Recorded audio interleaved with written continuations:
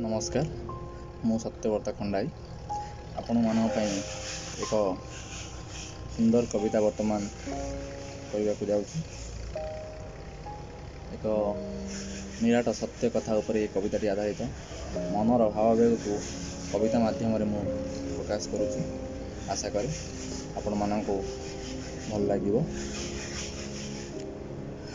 पतारणा तुम्हें देइन पतारित मुझे होइची, भल तुम्हें पाइन भूल मुझे बुझीची।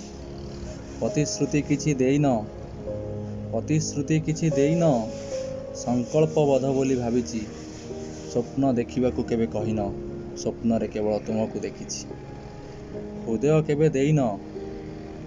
केबे देइन हेले तुम हृदय केवल मोर बोली भाविची। जितेइब बोली केबे कहिन हेले मुझे आज हारी जाइछि। निजर करियो बोली केबे कहिन अति निजर बोली भाविची। योग्य नुह बोली केबे कहिन हेले मु आज निजको अयोग्य बोली भावुछि।